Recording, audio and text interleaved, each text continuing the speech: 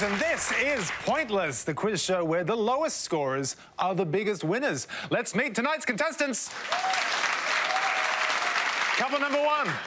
Okay, hi, I'm Mark, and this is Mark. We're workmates, and I'm his boss. Good names. Couple number two. My name is Linda, and this is my partner, Barry. Welcome. And couple number three. Hi, I'm Emily, and this is my good friend, Stephanie. Thank you, and welcome to Pointless. So, how do you play Pointless? Well, every question on Pointless has been asked to 100 people before the show, and our contestants need to come up with the answers that the fewest people gave, ensuring they score the lowest points. But before we play, I need to introduce the keeper of all the pointless facts and figures. He's wanted on charges of selling pointless facts to minors. It's Dr. Andrew Rochford. Hello, hello, hello. I feel like people might be getting the wrong impression of who I am. You're a bad man. We have 3 new teams today, 6 new people, and I feel like we should call them Marky Mark and the Funky Bunch. I love it. It's going to be an easy night for you, isn't it? Remembering names. Mark, Mark, Mark. Do you guys mind if we call you Mark? Lots of pointless facts. I've also got some obvious answers. They're the ones we want you to avoid. But I think we're in for a fun one. Good luck, and good luck to everyone playing at home. If any of our couples can find a pointless answer, we will add $500 to tonight's jackpot, which starts at $2,000. Let's get started. In the first round, each of you must give me one answer and you cannot confer. You will score 1 point for every one of the 100 people that gave the same answer. And remember, this is pointless. So you are trying to find the least well-known answers and score the fewest points. At the end of the round, the highest scoring couple will be eliminated. So our first question is about Australian acting nominees. Can you all decide in your couples who is going to go first? And can they please step up to the podium? That's good stuff. Tell us more, Andrew. It's like how you two think you could be replaced. It doesn't matter. Mark or Mark. Australian acting nominees. We're looking for the name of anyone born in Australia that has been nominated for an Academy Award in the categories of Best Actress, Best Actor, Best Supporting Actress or Best Supporting Actor. Good luck and go for the most obscure. Thank you, Doc. Mark, hello. Australian actors, how do you feel about this topic? Average. Okay. Do you want to give me a name, maybe one that starts with Mark? I don't know. What do you got for us? I'm thinking maybe Geoffrey Rush. Geoffrey Rush. All right, let's see if Geoffrey Rush is correct. And if so, how many of our 100 people said it? Geoffrey Rush is correct. How many people could think of Geoffrey Rush? We're getting down there. Oh, my gosh, 15. Well done, Mark. Good start. Good start. Great start, Mark. Yes, Geoffrey Rush nominated 4 times, one in '97 when he played David Helfcott in Shine. Phenomenal performance. Yes, a great performance. Linda, all right, your chance to name an Australian actor with a nomination. I'm going to try Naomi Watts. So let's see if Naomi Watts is a correct answer and how many of our 100 people said it. Oh no. Sorry, Linda, that's 100 points for you. Unfortunately, Linda, that's incorrect because Naomi Watts wasn't born in Australia. She was born in England. Stephanie, how's this topic working for you? Not too bad. A few names running through my head. Good. What do you reckon? I'm going to go with Cate Blanchett. Cate Blanchett. Let's see if Cate Blanchett is correct and how many people said Cate Blanchett. Cate Blanchett is correct. Mark had 15 with his answer. Can we get down there? 36. Well done, Stephanie. Great answer, Stephanie. Yes, Cate Blanchett, nominated 6 times, won twice, one for The Aviator and once for Blue Jasmine. All right, we are halfway through round 1. Mark and Mark are our low-scoring team on 15, followed by Stephanie and Emily on 36. Our high scorers at the moment, Linda and Barry on 100. So, as we come back up the line, we're still looking for Australian-born actors and actresses who have been nominated for Academy Awards. Can the second players now take their place at the podium? Emily, you've had some time to think about this category. Do you have a name for us? I'll go Russell Crowe. Russell Crowe. All right, let us see if Russell Crowe is correct and how many people said it. No. Sorry, Emily, that's 100 points for you there. Yeah, unfortunately, although he has been nominated, he wasn't born in Australia. He's one of those New Zealanders that we claim. Barry, you want to score 35 points or fewer with your answer to stay in the game. So can you give us an Australian-born actor or I'm going actress? to say Sam Neill. Sam Neill. Let us see if Sam Neill is correct and how many people said Sam Neill. 100 points for you, Barry. Yeah, unfortunately, Barry, Sam Neill was born in Northern Ireland. We do know him predominantly as a New Zealand actor, but not born in Australia. Thank you, Doc. All right, Mark, you're in a very comfortable position here. You can make up a name. So, Mark. Let's see if Mark is correct. But you know what? If you got a pointless answer, you'd add $500 to the jackpot. And wouldn't that be fantastic? Yeah. So, for the fine people here and at home, Mark, could you give us a pointless answer? I'm going to go with Guy Pearce. Guy Pearce, all right. Let us see if Guy Pearce is correct and how many people said Guy Pearce. No! Good try. Thank you, Mark. He was born in England, unfortunately, not Australia. Seems a technical glitch may have caught our contestants out tonight. What, you mean their brains? I was being nicer. Sorry, guys. What I meant was that technicality about being born in Australia has thrown a few people off. All wonderful actors, but unfortunately, a large percentage of them, they weren't born here. So the best three answers, the pointless three answers were Judith Anderson, she was nominated in 1941. Keisha Castle-Hughes for that amazing performance in Whale Rider, that was in 2003. And May Robson in 1934, Best Actress, playing Apple Annie. Thank you, Doc. So that is the end of round one, and the losing couple with the high score of 200 points are Barry and Linda. You fought a good fight, it just wasn't enough, so we must say goodbye. The good news is, though, that we will be seeing you next time when you get one more chance to play.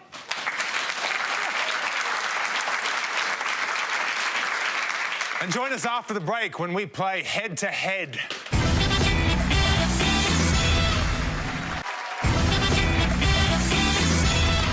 Welcome back to Pointless, where Mark and Emily and Stephanie have made it through to our head-to-head round. Mark on the left, I think I've got this right. Do you have this is how we'll tell you apart, do you have a tattoo of a dice on your bottom? Yes, I do. Okay. Yes. Do you want to see it? I would. I've actually got it in my pocket, the dice. That was the tattoo of.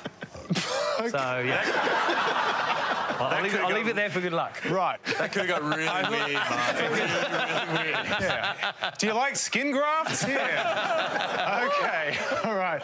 So tell us the story behind the tattoo. So I always carry a dice around with me. It's no arguments with my friends, going to the bar, etc. and stuff like that. And I was on my Bucks weekend, and we played a game of dice, and I lost. Right. And now you really carry your dice around with you. Everywhere I go. Disgusting. All right. Thank you, Mark. All right, so you can now play as a team, and the first couple to win 2 points plays for tonight's jackpot. Let's play head-to-head.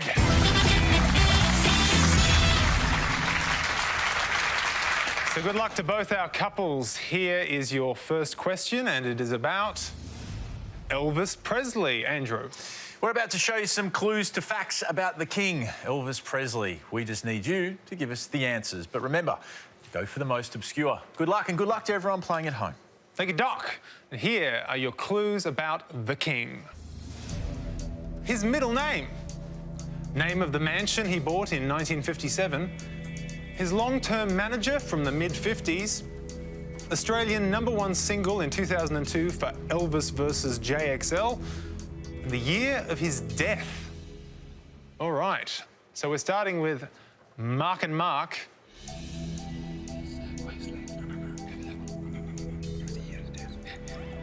Yep, we'll go the year of his death, 1977. 1977. OK, we're going to set that aside for Mark and Mark. Emily and Stephanie, do you want to talk us through the rest of the board? OK, I know his middle name. Do you know the mansion? I don't know the mansion, but I think I know second from the bottom. A little less conversation. And I know his middle name is Aaron, so we might lock in Aaron for the middle name. OK, Aaron for Emily and Stephanie. We're starting with Mark and Mark. They've said that the year of his death was 1977. Let's see if that's right and how many people said 1977. Oh, it is correct. Well done. Now, I imagine not a lot of people would know that, so could we get a pointless answer? No. 25? Oh. That's interesting. OK. Our 100, you need to give them more credit. I don't know. All right, Emily and Stephanie, you've said that Elvis's middle name was Aaron. Let us see if Aaron is correct and how many people said it. Aaron is correct. We're heading towards that red line. Are we going to get beneath it? We're heading to... Oh, not quite. But well done, Mark and Mark. You've won that first point. Great start to the head-to-head, guys. Going from the top there, that's right. Aaron actually stands for Mountain of Strength. And also, I've got an extra A that I don't really need. Never got that. He's the king. He can do what he wants. Name of the mansion, yes, that was Graceland. That would have scored you 60 points. His long-term manager from the mid-50s was a great answer if you got it. It was Colonel Tom Parker. Well done. That was 13 points. 2 of our 100 thought the answer was Colonel Sanders. Which is a little bit unfair, the way that Elvis ended up. He's quite large. Yeah. Lots of burgers. The number 1 single that we were looking for there is, yes, correct, A Little Less Conversation, and that was the best answer on the board. Would have scored you 11 points, and this is the beauty of Pointless. Right answer, but then you've got to choose the less obvious. Well played, guys. Thank you, Doc. Well, with 1 point, Mark and Mark take the lead in our head-to-head round. Can Emily and Stephanie win the next point to stay in the competition? We'll find out after the break.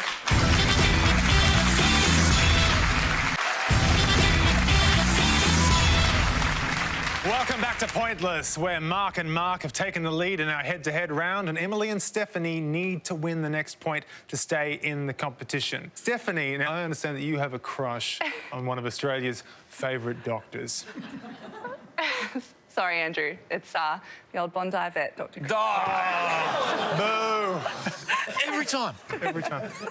You're my favourite. Thank you. Yeah. That's all that matters. Tell us about your connection with Dr. Brown. He's a Newcastle boy as well, so we did a colour run together once, or I ran quite close behind him for most of the race. That's not creepy. No, not at all. And then since then, I follow him on Instagram. He's liked a few comments, so it's getting serious. He's liked a few of my comments as well. Brownie. OK. Well, we wish you a happy life together. Thank you. Our next question is about Australian TV chefs, Andrew. We're about to show you 5 images of Australian TV chefs or cooks. We need you to identify the culinary celebrities. Tell us who they are. First and last name. But remember, go for the one that you think nobody else knows. Good luck. Thank you, Doc. And here are your Australian cooks and chefs. A. B. C. D. And E. We're going to be starting with Emily and Stephanie here. They need this point to stay in the game. Can you name one of these cooks or chefs? Yes, I can. I think we'll go with B. Yeah, we'll go with B. That's Maggie Beer. B, Maggie Beer for Emily and Stephanie.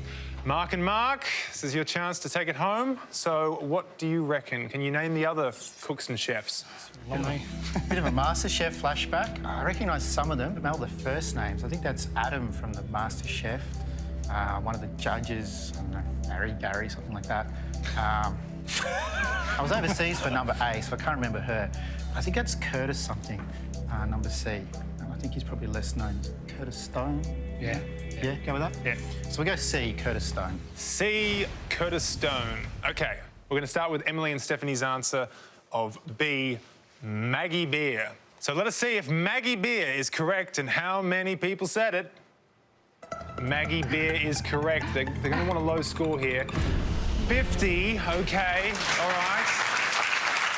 Could be OK, could be OK. Mark and Mark, you've gone for C, Curtis Stone. So you want to score 49 points or fewer to go through to the jackpot round. Let's see if Curtis Stone is correct and how many people said it. It is correct. Can we get below that 50 line? We're getting there. Yes! Well done, guys. You've won the point and the round. Yeah, very close there. Well played, Mark. Thanks for all the first names. Needed both. Starting from A, that is... That's Po Ling Yao. Yeah, that's right. And that would have scored you 5 points. She was the runner-up on the first season of MasterChef. Back in 2009, that was. The wonderful Maggie Beer there. I mean, is there a better smile on a celebrity chef? I feel like she would give a good hug. Yes. You know? I'd like to hug her. Anyway, let's go on. Curtis Stone learned how to be a chef under Marco Pierre White, being very successful in the US. Correct again, Mark. Adam Liao was on MasterChef. He was the winner of the second season. That would have scored you 12 points if you said that at home. And the wonderful Gary Megan. Yes, correct. One of the judges, not Barry. That's Gary. There isn't a Barry. He would have scored you 14 points. Well, nice work, Mark and Mark. That second win takes you through to our final round, which means we must bid farewell to Emily and Stephanie. But thank you for playing with us tonight. The good news is we'll be seeing you next time when you get one more chance to play.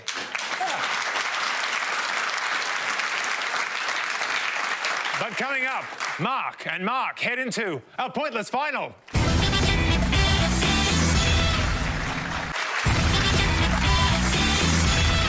Welcome back to Pointless, where Mark and Mark have made it through to the final round and are now the proud owners of our highly coveted Pointless trophy. Can they win tonight's jackpot, which stands at $2,000? So, how does the final round work? Well, to win the jackpot, all you have to do is find a pointless answer that none of our 100 people came up with. But first, you must choose a category from these two options, and they are Child's Play and Letters of a Nation. Either of these speaking to you? Child's Play. Child's Play. All right. Over to you, Doc. You can call me Mark. I feel left out. Over to you, Mark. Thank you. So in this category, we're looking for two different things. The first one is Play School presenters. We'd like you to name any male presenter who has been on Play School between the years 1966 and 2017 inclusive. And the second category is characters on Sesame Street. Here we are looking for the name of any Muppet character that appeared in season 1 of Sesame Street. Best of luck, Mark, Mark, and Mark. Thank you, Mark. You have 30 seconds to come up with your two best answers, and all you need to win the jackpot of $2,000 is for just one of those answers to be pointless. Let's put 30 seconds on the clock. Your time starts now. So I'm thinking Mr. Snuffleupagus from Sesame Street. He was on the first one. Big Bird. You got Grouch. You got what's that one that comes out of it? No. Bert and Ernie. That'd be too obvious, I think. Okay. 10 seconds. I think Mr. Snuffleupagus will be a good one. I'll go with you. Yeah, go with that one. Yep. Okay. Elmo. Bird. Time is up. Let's get your two answers, and please let us know the category that those answers relate to. Characters from Sesame Street. We'll go for Mr. Snuffleupagus. And we'll go with Big Bird. All right, let's put those answers up on the board. Mark and Mark, what will you do with the jackpot if you get to take it home? Well, my wife's pregnant, so it's going to go straight to the nappy fund. Right. I thought maybe laser tattoo removal. Well, yeah, that was potentially on that one as well. OK. What about you, Mark? I'm actually taking the work team on a ski trip, so I'd put it towards that, because that'll help make things fun. That's very generous of you. OK, all right. Well, for the team, let's find out if you are going to take home $2,000. The first answer you gave as one of the Muppets on the first season of Sesame Street was Mr. Snuffleupagus. So, for $2,000, let's see if that is a pointless answer. Oh, it's an incorrect answer, I'm afraid. Sorry, guys, that's all right. You've still got one more answer in play here. So let's find out whether Big Bird is a pointless answer. It is a correct answer. We want it to be pointless for that $2,000 jackpot. 63 people. Sorry, guys. Good effort. Well played, Mark and Mark. Big Bird, a fairly well-known character there. Mr. Snuffleupagus, he didn't show up until the third season. in 1971. He was, in fact, Big Bird's imaginary friend. Very large, furry imaginary friend. But there's been 48 seasons of Sesame Street, so it was easy to get him mixed up. Not a bad answer at all. Little Bird was a pointless answer if you said that at home. He was just a smaller version of Big Bird. They're running out of ideas at that point. Betty Lou was a pointless answer. And Big V, the long-nosed monster, most famous for eating Kermit the Frog in the Glowworm sketch. But well played. I mean, that's a tough last round. You guys had a great game. And, you know, Mark, great show. And my imaginary friend, Doc. All right. So, there were no pointless answers from you in the final round, which means that our jackpot rolls over to the next show when we will be playing for $4,000. So, join us next time for Pointless. But for now, it's goodbye from Mark. Goodbye. And it's goodbye from Mark. Goodbye.